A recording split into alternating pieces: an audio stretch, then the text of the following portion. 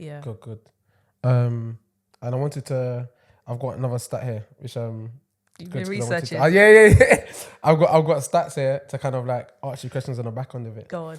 So the Standard kind of released the article in February this year, and they said the average house price. You can let me know if these stats are off from your expertise as well. Go on. The average house price is £535,000. That's the Okay. average house price in London, and the average salary is 41,000. It's mad. Right. So how are people meant to This is what I'm buy a saying. property? So let's say for example, let me give you a scenario then that someone comes to you. Cool. Someone's on £41,000. Single guy. He's living at home. Let's say, and he wants to buy a house in London. Yeah. Because he wants to buy a house so when he's planning to have kids, he's got a girlfriend at the moment and stuff like that. What would you advise that person? £41,000 trying to buy a house that's 500k. Let's say for example, what do they do?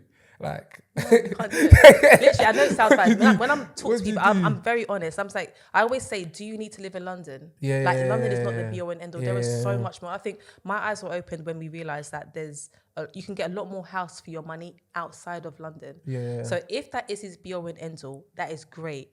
You don't have to have your forever home now. You can get 2 or 3 houses before your forever home becomes an actual reality. So I would always advise people, go where your money can stretch to.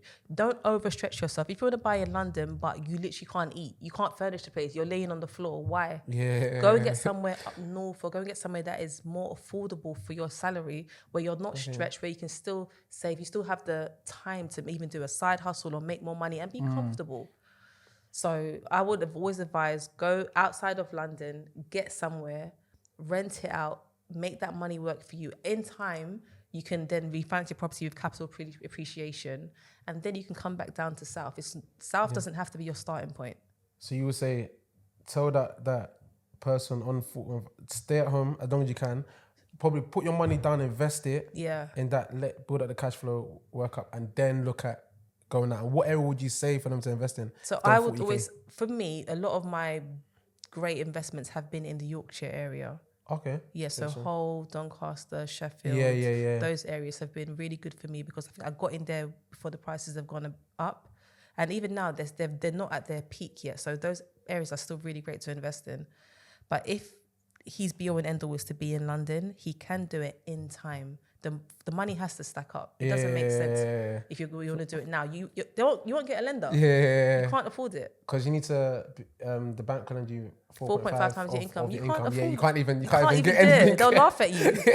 So, and obviously you said he's single. If obviously there was another person, again, that's where community comes in. Yeah. That could be more realistic if there is another person on the application.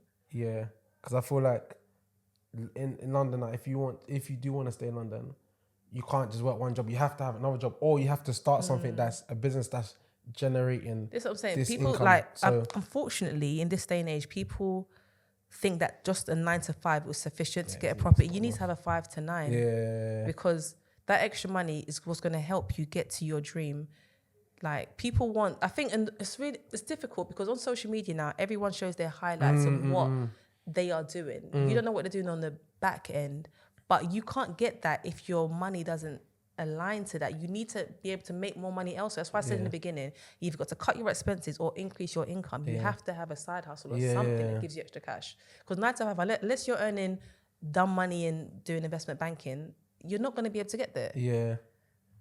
100%. Because when I saw that stat, I was like, 41k is average salary. Because I didn't even know, because I left my job last summer, so about a year. I didn't know that was the current average salary, and based in comparison to the average house price, house in London, that's why crazy. A lot of people are moving out now to like Kent and Essex, and they just commute into London if they're working in London because it's more affordable. Yeah. Why do you think also a lot of billionaires and millionaires are moving out the UK right now? Because I haven't got the stats on that, but I'm just hearing that a lot of people. I've got a lot of friends that are moving out. Yeah. Why do you think that is? Taxes, they rape you now. Yeah, like, it's crazy. You're literally going to work for half the week and the money's not coming into your account. Like, why? And as well, like, I'm not saying UK is bad vibes. I've lived here my whole life, but the sun makes a big difference to how you feel. When Yeah. you're in Dubai and the sun is shining, you're okay to get up early in the morning to do work because you just feel happier. The standard of living, like everything has gone up. They've now done the Blackwall and Silvertown tunnel. Ah. Everything is going, like, you can't go out, step outside and not hear cha-ching come out your pocket. There's Yeah. money just dripping everywhere. It's just expensive to live in the UK. So I get why they're moving out. If they can afford it, I would too. Yeah, and the catch-22 of this is like, so I sat down with my accountant last week, me and my business partner, and I showed him kind of the property that I'm looking to get for future, like next, I set myself a 2-year goal. Amazing. To achieve. And he said, for the property that I want to get, he said, you need to pay yourself 60K. So this is the first time, last week was the first time I ever knew what I was doing before, right? Like before, so I've been running TSM, I was when I was about 19, 20. And what I was doing was just transferring money. I wasn't actually paying myself properly on the books at all or anything because no one's ever told me this. Yeah. Like I'm starting a business, registering a company's house. That's all I know. I'm not being told, cool, this is how you pay. Yeah. We've also got staff now. Yeah. So like even paying people, I'm knowing, cool, paying salaries, expense, da. I'm thinking, me and my boy just sat here Scratching like, your head. why the first thing like when I said, bro, why are we only finding this stuff out now? Yeah. Like I feel like I'm at a good stage where like it's good that we're finding this out now because we're able rather than later. That we're finding stuff out, but it's mad. Like we was never actually taught this. Okay, cool. It's how I need to make. Whereas like before, you might try to take cash here or this here off the books, but then you're not. It's making it look like you're not making any money. So even though you get taxed on it, it's like a catch-22. 100%. Yeah. So again, going back to that, like our community this information is not accessible. Yeah, it's not. And it's really good. A lot of people online, especially social media now, are making it more apparent and obvious about certain things like taxes, accounting, property, what you can do. Like, it's good that the information is out there, but if you're not physically sat down and taught it, you could be losing money or doing things illegally. Yeah.